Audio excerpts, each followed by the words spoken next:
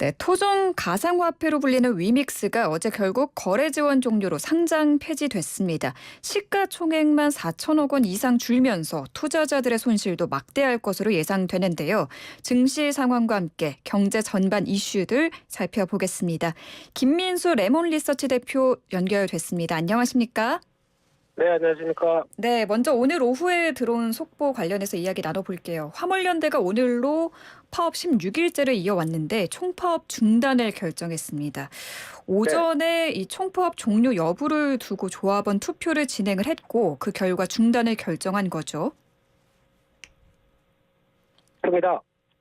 일단 지금, 이번에 무엇보다 생각하는 상황은 좀 다들 고생이 많으셨다는 말씀부터 드리고 싶고요.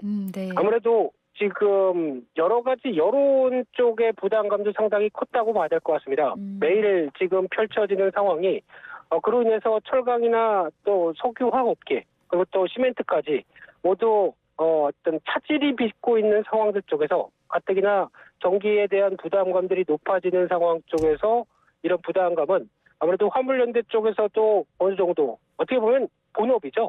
본인들 본업이기 때문에 이에 따른 부담감도 만만치 않은 상황 쪽에서 네. 역시 이제 정부의 강경한 반응이 이루어지다 보니까 일단은 본업으로 돌아가서 어떤 좀 같이 어떤 장을 마련을 해보겠다라는 쪽에 대해서는 일단 긍정적인데 아직까지 좀 만만치가 않은 것 같습니다. 특히 이번에 야당 쪽에서 보여줬던 또 이번에는 안전운임 3년에 관한 단독 처리 가능성도 좀 얘기가 되는 만큼 여러 가지 변화는 나오곤 있기는 하지만 네. 일단 중요한 거는 경제의 어떤 부담감을 좀 많이 덜어뜨리는 게 더 맞지 않나라고 하는 쪽에서 결정은 그래도 그나마 환영할 일이 아닌가 생각되고 있습니다. 그렇습니다. 정말 다행이고요, 일단은. 네.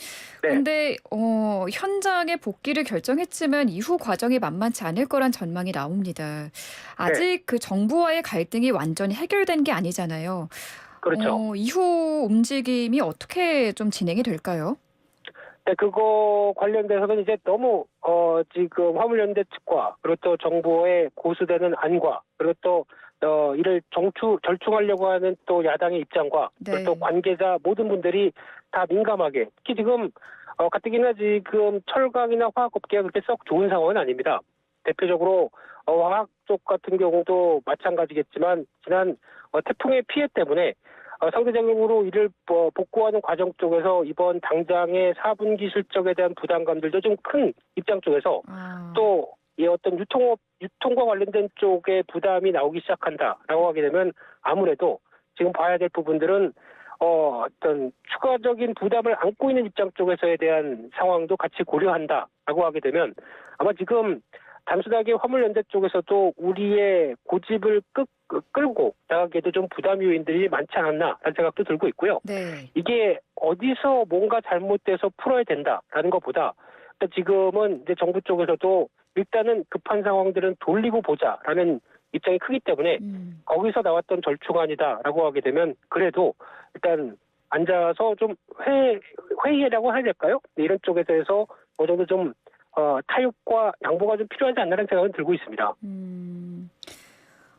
지금 화물연대가 파업을 시작할 때 요구한 게 안전운임제 영구 지속, 일몰제 폐지와 또 품목 네. 확대였잖아요. 이 두 네. 가지였는데 여기에 변화가 있나요? 지금 화물연대가 정부 측에 요구하는 게? 변화는 없죠. 예, 어차피 지금 요구하는 쪽과 지금 당장에 만약에 어느 정도 관철이 됐다고 하게 되면 이 정도로 강하게 파업도 안 했을 거고요. 그런 과정 쪽에서 나오는 변화가 있다고 하더라도 이제 지금 가장 중요한 거는 정부에서도 신경을 써야 될 수밖에 없는 부분들이 산업에 대한 여파가 아닌가 생각됩니다. 그만큼 그렇기 때문에 강제 운행에 대한 여러 가지 얘기도 벌써 좀 카드를 꺼내면서 압박을 들어갔던 게 그 이유가 아닌가 생각이 들고 있고요. 네. 하지만 이제 여기서 이제 어느 한쪽 편에 대한 얘기만 강하게 든다라고 또 제가 얘기를 하게 되면은 그에 따른 또 부담도 많기 때문에 네, 그렇죠. 아무래도 지금 가장 중요한 거는 요구사항도 있겠지만 그를 얼마큼 또 이제 협상의 결과가 좀 필요하다고 봐야 되겠죠. 그쪽에 대해서 좀 초점을 맞춰야 될 것 같습니다. 어떻게 협상이 잘 진행이 될까요? 어떻게 전망하시는지요? 네, 그건 저는 주식하는 사람이기 때문에 네. 관련된 쪽에서를 좀 더 집중하다 보니까 저는 아무래도 네. 산업계 쪽에 대한 부담감을 더 생각을 할 수밖에 없겠죠. 왜냐하면 앞서 잠깐 말씀드렸듯이 네. 지금 이제 석유화학업계 같은 경우도 가뜩이나 이제 유가가 급등했다가 지금 유가가 이제 다시 좀 내려오는 구간 쪽에서 어떻게 보면 이제 스프레드라고 하는 제품과 또 이제 유가에 그 추출했던 납사와의 관계와 함께 이제 막 회복되는 국면인데 여기서 어느 정도 유통에 대한 부담감이 따라서 이를 판매까지 이어지지 못한다. 그럼 또 부담감이 많을 거고요. 네. 철강 쪽도 마찬가지죠. 지금 가뜩이나 건설 경기가 위축되고 있는 상황들 쪽에서 거기서 철강 쪽에 대한 부담과 또 이어지고 있는 어떤 시멘트 쪽도 마찬가지고요. 이런 여러 가지 부담들이 그대로 노출된다라고 하게 되면 아무래도 기업을 먼저 보겠다라는 입장이라고 하게 되면 산업에 대한 부담감이 크구나라는 사실은 이해를 하겠는데 이제 중요한 거는 약간 이제 어떻게 보면 화물연대 쪽에서도 지금 내 생업과 내 안전과 관련된 부분의 이슈가 같이 격돌이 되면서 나오는 상황이다 보니까 네. 아무래도 절충안을 찾기는 힘들 것 같습니다. 하지만 그래도 어느 정도 피해는 최소화시키면서 절충안을 찾는 게 가장 좋지 않나 생각은 들고 있습니다. 그러니까 정부, 여당 또 노동계의 입장차가 앞으로도 좀 쉽사리 좁혀지지 않을 것으로 전망을 하신 거고요. 어쩔 수 없는 게 이번에 그러니까 어떻게 보면은 지금 노동조합 쪽에서 나오는 주장에 대해서 그대로 또 다 들어주기에는 또 어떤 비용 부담이나 아니면 또 정부나 기업 쪽에서도 부담도 많은 상황들이긴 하지만 네. 그래도 그를 안고 어느 정도 이해하면서 또 타협할 건 하고 하는 과정들에 대한 역할들이 더 중요하지 않나 생각이 들고 있습니다. 네, 모쪼록 그 협상 테이블에 앉아서 좀 대화로서 풀어갈 수 있는 그런 모습을 보여줬으면 하는 바람입니다. 네. 네, 이제 크리스마스가 얼마 안 남았습니다. 아쉽지만 올해 연말에는 산타랠리가 어렵겠다는 전망이 대세더라고요. 네. 네, 외인들이 이달 들어서는 뭐 1조 원 가까이 팔았다는 소식도 들려오고 요즘 국내 증시 어떻게 보고 계시나요? 그렇습니다. 일단 차라리 12월이 되기 전까지만 해도 더 좋았어요.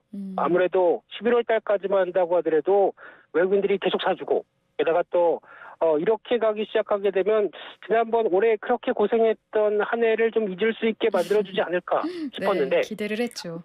그렇습니다. 근데 12월 달 딱 들어서니까 이게 분위기가 또 싸하게 바뀌기 시작하죠. 대표적으로 외국인들이 거의 이제 일단 10월, 11월 달까지 해서 한 약간 2달 넘게 6조 9천억을 매수했습니다. 네. 그런 상황 속에서 이게 한국 증시에 대한 저평가에 대한 반응일까? 아니면 단순하게 MSCI 리밸런싱이 나오면서 약간 이제 중국 쪽을 줄였다가 한국을 좀 늘리는 과정이 아닐까? 뭐 여러 가지 분석도 많았고 네. 게다가 또 달러화가 강세로 가던 부분들이 좀 꺾이다 보니까 그에 따른 환차익을 노리는 게 아닐까? 뭐 여러 가지 분석은 많았습니다만 중요한 거는 일단 12월 들어서면서부터 분위기가 바뀌었다는 게 가장 큰 팩트라고 봐야 될 것 같고요. 네. 네, 그렇게 되면은 일단 외국인들의 입장 쪽으로는 게다가 또 이제 리오프닝을 통해서 어느 정도 정상화로 이어가려고 하는 중국이 보이기 시작하다 보니까 네. 그러면 우리 중국 쪽을 너무 빨리 줄인 거 아니야? 라는 생각들이 나오면서 오히려 약간 이제 중국 쪽에 대한 관심이 높아지고 네. 그러면 상대적으로 한국의 비중은 좀 줄어들겠죠. 네. 그런 과정들이 나오는 게 아닐까라는 생각도 들고 있고요. 하지만 지금 이제 전 세계적으로 글로벌 모든 국가들이 다 일단 지금 경기가 이제 막 좋아진다, 앞으로 호전될 것이다라고 바라보는 국면들은 아닙니다. 아니죠. 예, 그런 상황 쪽에서 어느 정도 외국인들 입장이나 아니면 주식을 접근하는 입장 쪽에서도 상당히 조심스러운 게 사실이겠죠. 그래서 단기적으로 좀 한 2,500선까지 올라오다 보니까 저점 대비해서 한 뭐 15%, 20% 올라왔다라는 쪽에 대한 부담감도 좀 컸다는 게 이번에 나왔던 변화 같고요. 네. 적어도 외국인들의 강한 변화가 들어오지 않게 되면 속도 조절이 나올 수밖에 없다라는 쪽은 일단 염두하고 봐야 될 걸로 보여지고 있습니다. 아, 그렇군요. 네. 지금 투자자들의 눈은 이미 다음 주로 향해 있거든요. 올해 마지막 그 미 연준의 FOMC가 열리는데 그렇습니다. 네, 빅스텝을 밟을 거라는 전망이 우세하죠. 근데 그 전날 공교롭게도 11월 소비자 물가가 발표됩니다. 이 지표 유심히 봐야겠죠? 그렇습니다. 또 0.1이냐 0.2냐 이게 더 올랐다 내렸다 가지고 또 머리 복잡하게 만드는 뭐 이런 또 한 주가 다음 주 찾아올 것 같습니다. 네. 그래서 지금 전반적인 기조로는 이제 지난번 파월 의장이 얘기를 했던 것과 같이 연결시키게 되면 네. 이제 속도 조절에 대한 얘기를 좀 하기 시작했습니다. 그러다 보니까 이게 금리를 지금 가파르게 그러니까 0.25 거의 기준금리가 제로대에서 빠르게 4% 이상까지 올라올 정도로 되다 보니까 네. 이제 여기서 나올 수 있는 여러 가지 경기에 대한 부담도 물론 경기에 대한 부담을 연준은 고용을 통해서 확인할 겁니다. 그래서 지금 당연하게 이제 물가만 잡기 위해서 노력을 많이 하는 상황이니까요. 네, 그런 과정에서 경기에 대한 부담을 줄 수도 있다는 거를 이제 언급하기 시작한다는 점은 네. 아무래도 급한 금리 인상에 따른 여러 가지 여파를 약간 좀 조절하려고 하는 의미가 되지 않겠느냐라고 하는데 네. 이제 여기서 중요한 게 또 많이 체크하는 것 중에 하나가 캐나다 중앙은행의 동향입니다. 근데 지난 며칠 전이었죠. 캐나다의 금리가 이번에 빅스텝 정도 50bp를 올렸습니다. 네. 네, 그러면서 거기서 했던 얘기가 일단 금리를 더 강하게 올리기보다는 여기서 여러 가지 한번 체크해보고 금리를 추가로 올리는 거에 대한 시그널보다는 약간 좀 유보하는 입장 쪽으로의 얘기가 많이 나왔습니다. 그렇게 되면은 이제 투자자들도 연준도 비슷한 시각적으로 대응하지 않을까라는 쪽에 대한 기대감도 살짝 있는 거긴 한데, 근데 중요한 거는 속도 조절이지 그렇다고 뭐 금리가 더 이상 안 오르는 게 아니라 금리는 살짝이라도 물가를 보면서 높은 수준이기 때문에 올리겠죠. 네. 게다가 또 물가가 한동안 높은 수준으로 계속 유지가 된다. 금리도 높은 수준으로 유지되고 물가도 안 떨어진다라고 하게 되면 그에 따른 여파가 실물 경제에도 미칠 것이고 더 중요한 건 기업 실적에도 미친다라고 하게 되면 주식시장 입장 쪽에서는 그렇게 달가워하지 않는 상황들이 되겠죠. 네. 네. 그러니까 이제 경기 침체에 대한 그 경고음이 계속 들려오는 상황에서 경기를 좀 보면서 금리를 올리겠다, 속도 조절에 들어가겠다라는 게 지금 캐나다 중앙은행부터 해서 미 연준의 그런 네. 그림인 것 같습니다. 네, 맞습니다. 그런데 지금 그 실업수당을 신청하는 미국인들의 수가 조금씩 늘고 있다고 하는데 네. 이게 그 미국의 고용시장, 노동시장이 식고 있다는 증거로 봐도 될까요? 네, 그것도 하나의 시그널이라고 봐야 되겠죠. 네, 그런 쪽에서 일단 만약에 가파르게 늘어났다라고 하게 되면 신규 실업수당 청구면 내가 실업을 당했기 때문에 실업수당 주세요라고 하는 이 결과론적인 상황들이 만약에 잡 오퍼링이라고 하는 그러니까 내가 해고를 당했어도 직장을 쉽게 구할 수 있다라는 쪽과 연결되기 시작하게 되면 네. 그나마 가파르게 올라오진 않는데 이 속도가 지금 지난 여름 때 지나서 가을 때까지는 괜찮았는데 최근 들어서 이제 서서히 신규 실업수당 청구 건수가 늘어나고 있다라는 거는 약간 부담이 될 수 있는 흐름들이겠죠. 그래서 네. 이에 따른 추이와 동향들을 아마 좀 중기적으로 계속 체크하고 볼 게 연준의 입장이 아닌가 생각은 들고 있습니다. 그럼 우리는 어떻습니까? 한국은행이 내년 상반기까지는 당분간 5%대 고물가가 이어질 거라는 전망을 내놨는데 네. 앞으로도 뭐 그러면은 금리 인상 기조를 갖고 가겠다 이런 걸로 봐야겠죠?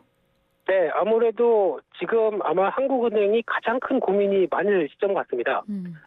특히 이제 여기서 미국이 금리가 계속 올라가게 되면 그 갭은 발생하고 있기 때문에 이 갭을 또 어느 정도 줄이지 못하게 되면 자본 유출이 발생하게 되겠죠. 네.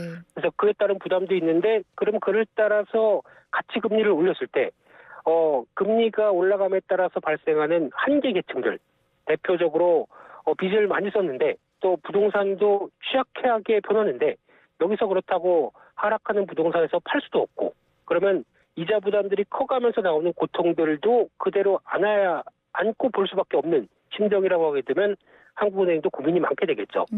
이런 상황 쪽에서 지난번 또 이창용 총재께서는 얘기했던 게 일단 우리 금리가 3.5% 정도까지를 많이 보는데 그게 고점이라고 보진 말아달라 뭐 이런 얘기도 나왔거든요. 네, 그렇기 때문에 일단 미국의 금리 동향과 또 여러 가지 매크로 지표들을 또 같이 보긴 보겠는데 이거를 한정을 짓고 거기서 이제 너무 이게 금리가 다 왔다. 그러니까 그에 따라서 너무 안도적으로 생각하지 말라라는 뉘앙스도 계속 풍기고 있기 때문에 네. 이 점도 계속 또 체크를 해야 될 걸로 보여지고 있습니다. 알겠습니다. 네. 지금 이 뉴스가 또 뜨겁더라고요. 그 위메이드 게임 회사 위메이드가 발행한 가상자산이죠. 위믹스가 결국 어제 국내 주요 거래소에서 상장 폐지됐습니다. 네. 이 위믹스 갖고 있는 분들은 어떻게 되는 겁니까? 네, 머리가 또 복잡해졌습니다. 음. 네, 벌어지지 말았어야 될 사건인 것 같은데 벌어지다 보니까 네. 또 계산법도 복잡해졌고요. 이제 가장 중요한 거는 해법인데 지금 일단 오늘 어제자로 거래가 종료가 된 위믹스와 함께 이제 위메이드 쪽에서 어느 정도 해결책이라고 얘기했던 것들은 일단 오늘 거래소 중에 4대 거래소가 아니라 좀 작은 거래소지만 지닥이라고 하는 쪽에서 이제 위믹스를 거래할 수 있게 만들겠다. 그래서 출금도 다음 주에는 할 수 있다라는 쪽으로 좀 이제 거래 활성화를 좀 시켜놓은 상황들이고요. 네, 그리고 또 게다가 투자자 보호를 위해서 갖고 있었던 이제 130억 정도의 위믹스를 소각하겠다. 그래서 유통 물량이 줄어들게 되면 그에 따른 가격도 반등을 할 수가 있겠죠. 네. 네, 이제 그런 효과도 누리겠다라고 하는데 솔직히 이렇게 많은 금액은 아닙니다만 그래도 어느 정도 책임 있는 자세를 보인다는 쪽에서 오늘 위메이드 주가도 저점대에서 빠르게 반등을 하는 모습은 나옵니다.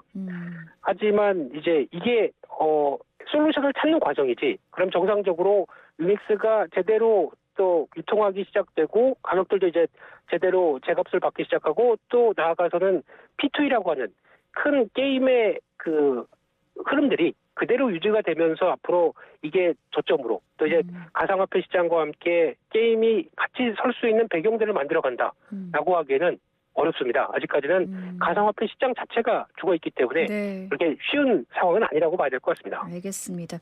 네. 잠시 후 2부 암호 푸는 남자 코너에서 위메이드 관련 소식은 좀 더 자세히 살펴보도록 하겠고요. 오늘 말씀은 여기까지 듣겠습니다. 감사합니다.